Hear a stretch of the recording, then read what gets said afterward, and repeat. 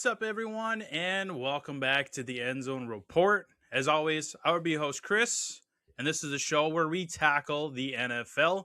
Well, we're here to wrap up the 2025 season with the reaction to Super Bowl 60 here on the show. We did our predictions ahead of time, and while the Seattle Seahawks came victorious 29-13 over the New England Patriots. So we'll break down that game. We'll go over some of the highlights, as well as some of the reactions to the other parts of the show, like the Bad Bunny halftime show and the Green Day opening ceremony.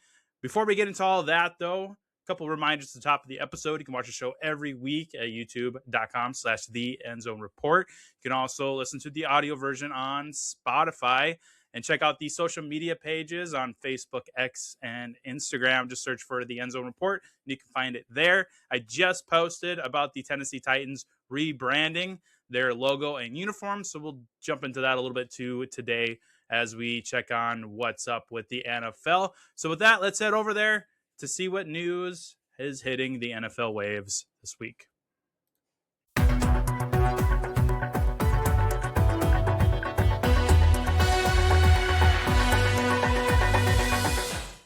So like I said, the Tennessee Titans are doing a 2026 rebrand that including a new logo and uniforms, apparently. They released the new logo today. You can check that out on the Facebook, X, and Instagram pages of the show to take a look at that. It looks pretty cool. I mean, it's kind of just a more modernized take on the previous logo. It looks very much the same. They changed the color schemes a little bit, and it's not as like 3D looking as far as the T symbol in the middle, but they did update that. TBD on what the uniforms are going to look like. I would assume it's going to be a same color scheme as the new logo, maybe even a full redesign from what they've been telling us at the Tennessee camp. So more to come on that rebrand for 2026 coming out of the Tennessee Titans. Heading over to Las Vegas, Clint Kubiak has officially signed a 5-year deal to be the Raiders head coach. So he will be leaving Seattle with the Super Bowl ring in hand and will take on the head coaching job in Las Vegas. Wide receivers Alex Pierce and Rashid Shaheed are also to be targeted by the Raiders, is what the rumor is. Alex Pierce is currently with the Colts, and Rashid Shaheed is currently with the Seattle Seahawks as he came over from the Saints. If they do go get Rashid Shaheed, that would make a lot of sense with the Kubiak connection. So maybe there's a link there in the future. Tight end Dawson Knox of the Buffalo Bills is a potential cut candidate as well. Buffalo could save up to $9.6 million if they do end up cutting him at the deadline. Bradley Chubb and Tyreek Hill have both been released by the Miami Dolphins. That news broke today. The Tyreek Hill one is no surprise there. Bradley Chubb, a little bit surprised, but it makes a lot of sense as they kind of revamp that entire team and look to the future. It looks like they're going to build around Jalen Waddle and Devon Achane. No news yet on what they will do with Tua, but it is looking very likely that he could be leaving Miami as well. And then wide receiver Deebo Samuel is likely to be released by the Washington Commanders. He will be a hot commodity if he does get released. I know Denver and the Raiders and the Buffalo Bills have been tied to him. Of course, those are three teams that you're probably going to see a lot tied to these hot commodity wide receivers going into the offseason. So we'll keep monitoring where Deebo Samuel ends up going, and of course where Tyreek Hill and Bradley Chubb end up going.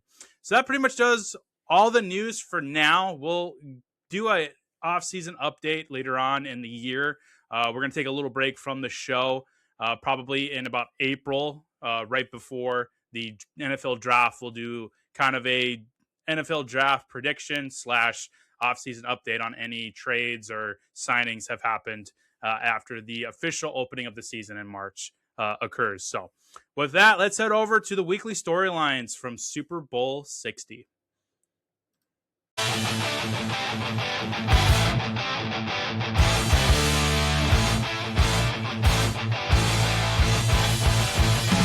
So like I said at the top of the episode, the Seahawks take down the Pats to win Super Bowl 60, 29-13. Not only that, but Kenneth Walker III was Super Bowl MVP, but we'll get to him in a little bit. Let's kind of just focus on the game itself. this was a pretty rough game to watch.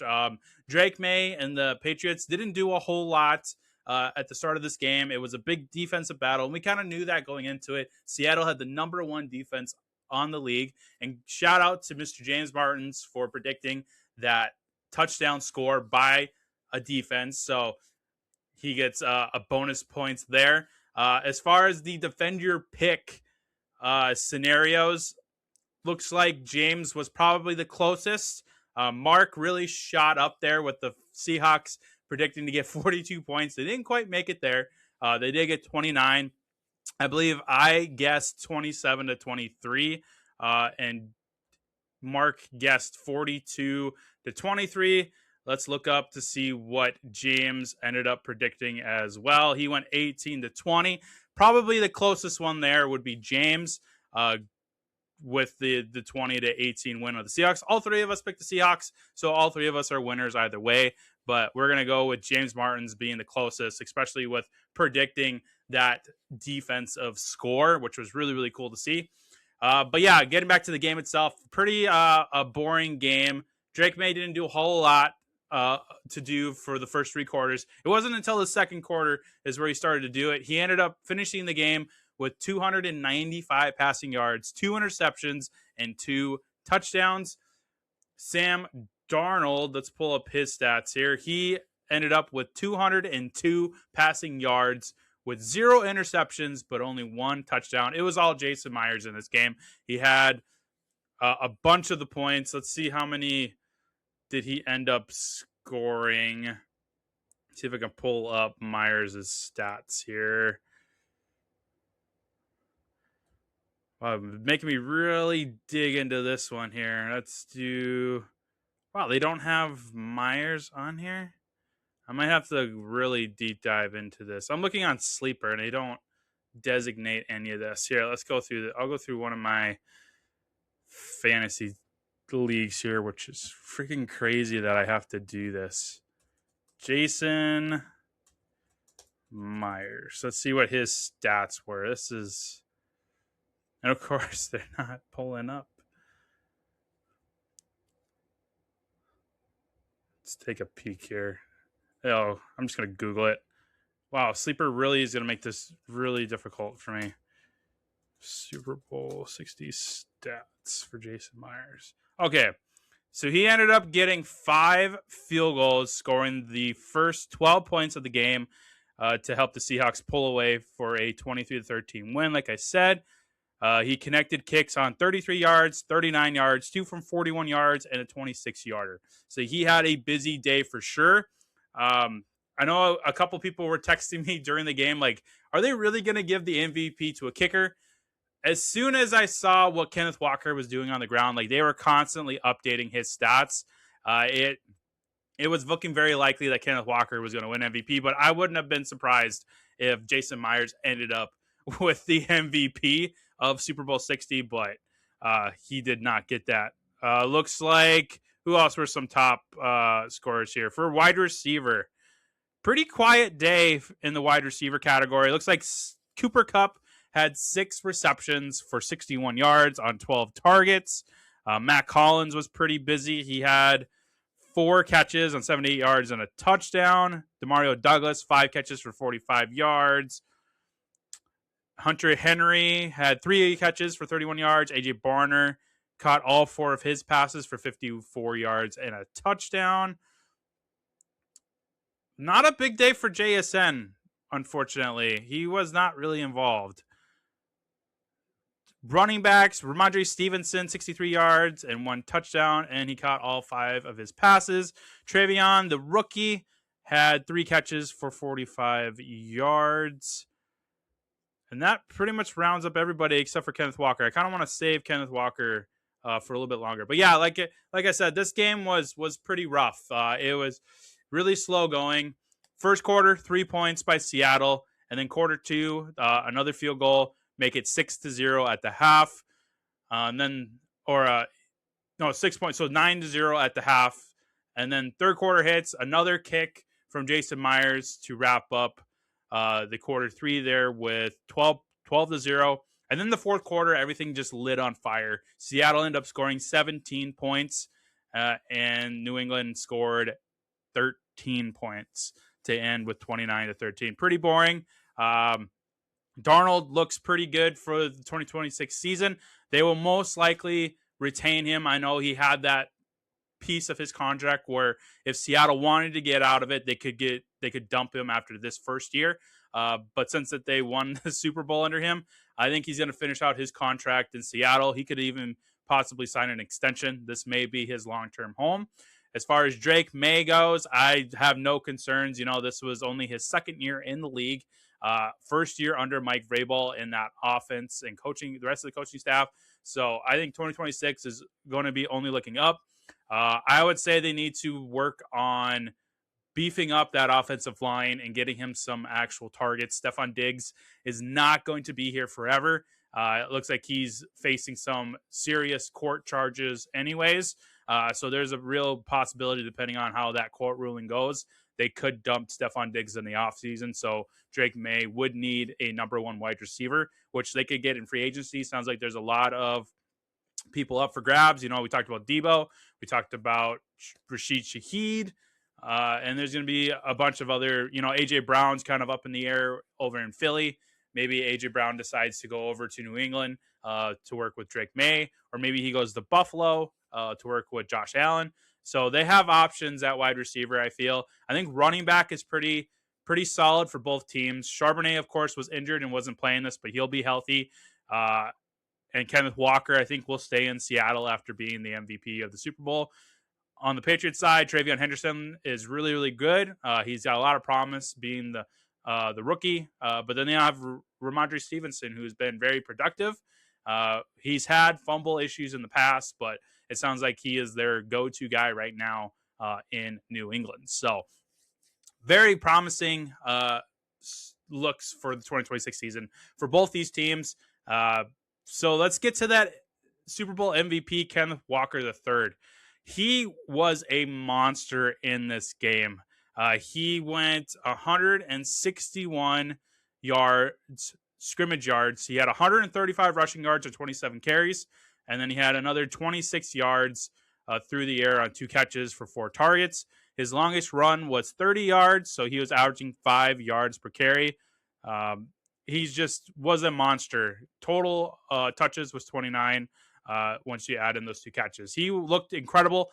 I know at the beginning of this game, you probably saw the interviews and then the post-game interviews as well, claiming that he did all this for his best buddy Charbonnet, who had to sit out of this game due to an injury. And he came out on top as a Super Bowl MVP. He was awesome. I think this is a really, really good sign for that running back room in Seattle. I know they're losing Clint Kubiak to the Las Vegas Raiders for that head coaching spot. So we'll see who they end up tapping for the new offensive coordinator for Seattle. But that's kind of the game of the business. You win Super Bowls, you win playoff games. You start losing your coaching staffs to head coaching spots around the league, and you kind of just have to plug in those holes. Philadelphia is famous for that, where they kept losing offensive coordinators because they kept making the playoffs. They kept making the NFC Championship, made a couple of Super Bowl appearances, and they lose their offense coordinators. Same thing with Tampa with Baker Mayfield. They're always productive on the offense. They make the playoffs every year. Well, those offensive coordinators get some looks around the league, and they're like, that could be a guy for our team. So then they have to go back to the drawing board every single year with their offense. And looks like Seattle is going to be doing the same thing, except they will have a Super Bowl under their belt because of Kubiak. So still, I don't think it's too much to worry about. Sam Darnold has proven himself that he is a competent quarterback no matter what kind of system he is in. Same thing with JSN. He had an incredible year, and I think it's only going to go upwards for him. Cooper Kupp, we'll see if he comes back after this Super Bowl win. I wouldn't be surprised if he does come back. He's still got some juice left in the tank. We saw that during the playoffs. He was heavily involved for a couple of those games, and he was getting involved in the Super Bowl. So we'll see what the future will hold for Cooper Kupp. But yeah, this is really fun. I think both fan bases, like I said, have a lot to look forward to, not just in 2026, but in the future. Seattle's got Darnold for at least 2 more years, unless they sign an extension, of course. Drake May, He's going to be there for the long haul. He is their future. So, and that's a really incredible start for only the first 2 years of his career. So it's only upward from here. It's really, really awesome. Let's get into some of the other reactions from the Super Bowl. So the first one, it's the Green Day opening ceremony. So for those that don't know, Green Day is my favorite band of all time. Like this, when I heard that they were going to be the opening ceremony for this game, I was freaking ecstatic. I would have loved for them to be the halftime show, but I will settle for the opening ceremony. And it was awesome. They did a lot of their hits. They did American Idiot, Holiday, Boulevard, Broken Dreams. They opened up with probably my favorite song of theirs, Good Riddance, Time of Your Life, as the Super Bowl legends come out of that vehicle. It was really, really awesome to see them walk out to my favorite band. And then, of course, my body, my soul left my body when Peyton Manning was on the same stage as Green Day. For all of you that don't know, Peyton Manning is my favorite quarterback of all time. It's was truly an awesome experience as both a music fan and a football fan. So just perfect storm. My soul left my body once Peyton Manning walked up besides Billy Joel Armstrong of Green Day. It was an incredible show. Now, a lot of people are talking about how they said the F-bomb on TV and they had to blurp it. I mean, you get what you get when you sign Green Day to an event like that. I'm very surprised that they didn't change more of the words like they normally do to like American Idiot when they mix up the words to be more anti-Trump. Now, of course, before the game, they obviously had a lot of things to say about the ICE and stuff going around the country right now, which I won't dive into because we're not going to get political on this podcast. But you get what you get when you sign Green Day to one of your events, and that's just how they are. The NFL knew exactly what they were doing when they signed each of these people for parts of the show, especially Bad Bunny. I mean, they knew what they were doing when they picked him to be the halftime show over a lot of other artists that probably a lot of people wanted. But I think Green Day was probably the best part of the Super Bowl, and not even just being the biased part of it. I think what they did was incredible. Like I said, the Super Bowl legends coming out on the stage with Green Day, shaking the hands of the fans. It was really cool to see Jerry Rice and Joe Montana, Peyton Manning, Eli Manning, and then Jalen Hurts, which was a bit of a surprise. I know Patrick Mahomes was dealing with an injury, but I'm very surprised that he didn't come out there. But then, of course, Tom Brady came out as well. So it was really cool to see all those Super Bowl legends coming out to Green Day singing. It was just an awesome moment. And then the national anthem. This was really cool. Charlie Puth did the national anthem. Now, the biggest rumor or negative hit coming out of this national anthem was a lot of people think that he lip synced that. I highly doubt that he lip synced that national anthem. I mean, why would you? It's the national anthem at the Super Bowl, like the biggest stage on earth. Why would he go and lip sync it? Like, he's a beautiful singer. He's an incredible artist. There is no reason why he needs to lip sync, nor would I think that he ever would. So I'm going to shut those rumors down because that just makes no sense for Charlie Puth to lip sync or anybody to lip sync the national anthem. Like, it just makes no sense. It's just a bunch of keyboard trolls going after the Super Bowl. They were probably just pissed off at the Bad Bunny halftime show, so they were just tearing things. It's probably the same people that were criticizing Green Day, and what they did during the opening ceremony. But Charlie Puth did a beautiful, beautiful job on the national anthem. I've seen that video probably 20 times. The Green Day opening ceremony I've probably seen about 50 times on YouTube. It was just really, really incredible to hear Charlie Puth's voice and his piano skills as he sang the national anthem, which was an incredible moment and something that we probably needed right now, with all the craziness going around the world. And then Bad Bunny. So Bad Bunny getting announced as a halftime show, I was not a fan of, mostly because I just didn't really know his music. The only real exposure I have to Bad Bunny is his role in Happy Gilmore 2 last year as Happy's caddy, which he was very funny. He's a really good actor and a very hilarious person in his performance. I just don't really vibe with his music. I don't honestly, I don't really think he's a great singer. I mean, he's a good dancer, but that's about it. And what people have described to me as the point of his music is club music. It's music to dance to, which you can clearly see in the halftime show. I mean, it was an interesting show to do with, a lot of the the Central American culture down there, specifically Mexico and Puerto Rico. As he's walking through the field of grass, and there's actually a wedding that wasn't even staged, like that was somebody's actual wedding on the Super Bowl stage, which I thought was crazy. And then there's at one point he falls through the roof, which I thought was like an accident, but it looked like then at second glance was like, oh no, that was staged. That was a fake ceiling.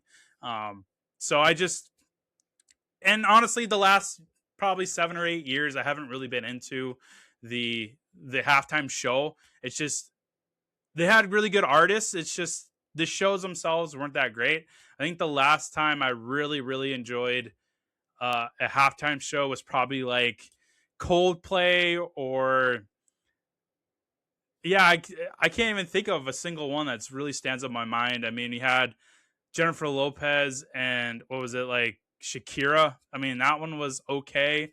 You had Bruno Mars, which was parts of it was cool. Katy Perry was fine. You had Rihanna, which was okay. Last year was what was it, Kendrick Lamar, I think. But we need, honestly, I think I would have liked Green Day to do it. I would love Eminem to do it. There's a lot of different artists out there that'll be Charlie Puth doing the halftime show would be pretty awesome. It's just the artists they're picking. I'm really surprised that you didn't take Taylor Swift for this one. Granted, Taylor Swift has come out and said that she won't because you basically don't get paid to do the halftime show. It's just free promotion, really. But I think, her making billions of dollars, she could have even more publicity from the halftime show, but whatever. But yeah, we'll see what the halftime show is next year for Super Bowl 61. Hopefully it's a lot better than what we've had in the past. And it's just a huge bummer. Like even the commercials were not that great either. I can't even think of a single one that stood out in my mind. It's not like 10 years ago where you like actually look forward to the commercials of the Super Bowl with Doritos, with Pepsi, the Bud Light, the Coors Light commercials. Like it's just not the Super Bowl is not what it used to be, back in the day. It's not like an old guy, but I'm in my 30s now. I've been watching Super Bowls since I was like 6 years old. It's just I think they need to get back to what they were doing, really awesome, entertaining commercials with really cool cameos from celebrities around the world, an incredible halftime show, a really good game, really like bare knuckles, close on the wire game that might go into overtime. But now we're just with Bad Bunny and a blowout win by the Seahawks and Ben Affleck doing a Dunkin' Donuts commercial again with Jennifer Aniston. It's just and Tom Brady in a wig. Like it's not entertaining anymore, and it sucks because Super Bowl is one of those times of year that even non Super Bowl fans tune in to watch. It's just it sucks. It's a huge bummer. I hope next year, they give us a really good halftime show and really good commercials, and it's two teams that will like go down to the wire, maybe on like a last minute kick or a stressful touchdown throw.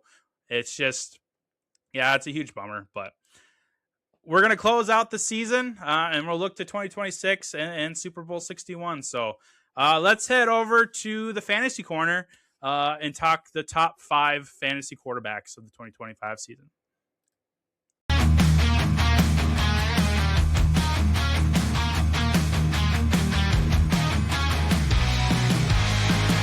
So we've covered the top 5 tight ends, wide receivers, and running backs. Now we'll cap it off with the top 5 finishes from the quarterback position from the 2025 season. So at number 5, we got Dak Prescott of the Dallas Cowboys. His fantasy points came out to 425.3 points. He had 4,552 passing yards on the season, 177 rushing yards. He had 30 passing touchdowns, 2 on the ground. and 10 interceptions. So pretty solid fantasy finish for him. The Cowboys were really up and down, probably because of their defense for the most part, but they brought in George Pickens, which really helped out. They had injuries from both CeeDee Lamb and George Pickens throughout the year. It sounds like the rumor right now is that they're going to franchise tag George Pickens. So we could just roll back, with this offense. And it's very exciting. I think Dak Prescott is going to be a sneaky quarterback next year. I think he'll bounce back and maybe even make the top 3 next year if they can retain George Pickens and just keep everybody healthy. Number 4, Trevor Lawrence of the Jacksonville Jaguars. His total fantasy points at the end of the year, 446.3 points. Trevor Lawrence was awesome, especially down that last stretch as they were making a playoff push. They went on that long streak of wins, and then they ended up going up against who was it in the wild card round? Was the Buffalo Bills. Buffalo Bills ended up winning by 3. But it was really good first year for Liam Cohen as the head coach there in the Jaguars. Trevor Lawrence ended the year with 4,007 passing yards, another 359 rushing yards.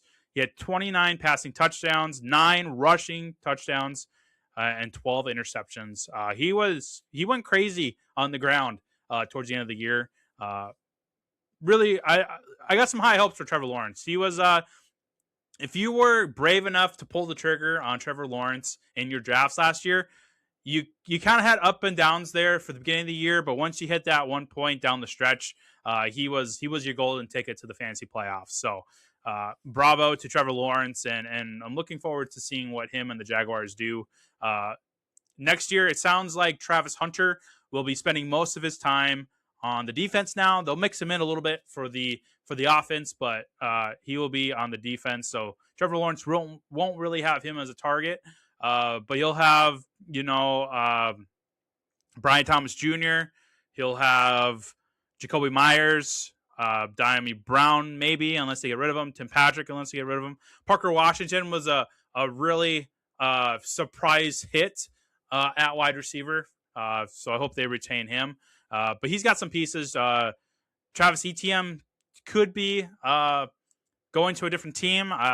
But I think having Tanks Bigsby, I think, or no, did they get rid of? Bashaw Tootin is the rookie there. So, Bigsby went to Philly. But even if they get rid of Etienne, Tootin has been a really good rookie running back for them. They could grab somebody in the draft, or they could get somebody through free agency too if they end up getting rid of Travis Etienne. But I think Travis Etienne will stay with the Jacksonville Jaguars at least one more year. They got something really going. Their defense has been really clicking. So very excited for the Jaguars next year, especially Trevor Lawrence. And number 3, Josh Allen of the Buffalo Bills. He finished off the year with 457.3 fantasy points. He had 3,668 passing yards, another 579 yards on the ground. He had 25 passing touchdowns and 14 rushing touchdowns, and then 10 interceptions. Really, those rushing touchdowns was really what saved his end of the year stats. I mean, 25 passing touchdowns is okay. It's not great. He was under 4,000 for passing yards, but that's because he has nobody to throw the ball to. He did have quite a bit of rushing production, though. So that's really what saved your fantasy season if you did end up drafting Josh Allen, was that his production on the ground, which I think going forward until they get a number one, like a true number one wide receiver for that team, you're going to rely on his rushing. But he's still going to be a top quarterback pick in your drafts next year because he's Josh Allen.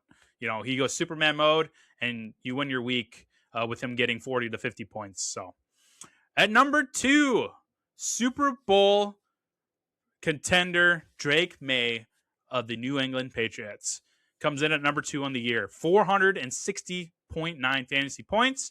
He had 4,394 yards to the air, another 450 on the ground, 31 passing touchdowns, and 4 rushing touchdowns with 8 interceptions. Pretty solid year for year 2 of Drake May. The yards on the ground is a huge bonus for Drake May in the future. It's going to be great. It's going to be a little tricky depending on who he has to throw the ball to. But he is a competent guy. He's got that rushing aspect to him. So I think he'll be a top choice for sure coming in next year to your fantasy drafts.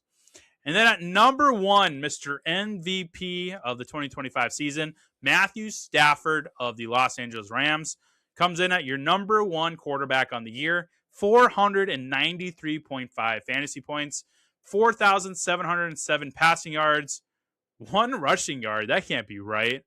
Or maybe. I mean, it's Matthew Stafford. 46 passing touchdowns. That's incredible. And 0 rushing touchdowns, which doesn't surprise me because he's not a runner. He's a statue is what he is. He's good at throwing the ball, chucking it downfield. Having Devontae Adams really helped him out this year. Having Puka Nacua was a huge plus. He had 8 interceptions, but he was incredible. If you pulled the trigger on Matthew Stafford, or if you picked him up off the wire at the right time during your fantasy season, he helped carry you to the playoffs and potentially to your fantasy championships this year. Stafford was incredible. It sounds like he's going to be back next year. And it sounds like Devontae Adams will be back as well. So he'll have his 2 big targets along with Kyren Williams at running back. So he'll be he may come in like middle tier for your drafts. I think a lot of people are going to be a little scared on the age and the unknown behind Matthew Stafford next year. I'm willing to pull the trigger. If I can get him on the right round, he could be, my backup. Let's say I wait a little bit on quarterbacks in my drafts and I just kind of double tap there for 2 rounds. I could get Stafford and maybe I could get, if Dak Prescott falls, I could get Dak and Matthew Stafford. I could get Bo Nix and Stafford. I could get Jared Goff and Stafford. I think Jared Goff will bounce back next year. He didn't quite make the top 5. He was at number 6. But I think Detroit will bounce back. You have Justin Herbert, Baker Mayfield, Sam Darnold. I think Sam Darnold is probably going to climb a little bit. He finished off the year at number 13, but he went bonkers during the playoffs, and then, of course, in the NFL playoffs and the Super Bowl. So you could, if you want to pull the trigger on Stafford this year, coming in your drafts, you could get him mid-range and just double tap at quarterback and just kind of interchange him. But I don't think he's going to go like top 5 or anything like that. I think this is probably like his peak. And if you didn't have him last year, you're going to be taking a risk this coming year with the age and just the unknown with him. You got to hope that duct tape and his back holds up enough to where he can finish off an entire year. So we'll see. But that is your top 5 quarterbacks from the 2025 season. And we look ahead to see who will be the top 5 next year. Let's wrap up the show with the 2026 yearly playbook. So, looking ahead for the show, we're going to take a bit of a break here after today's episode. We'll come back in April for the NFL draft.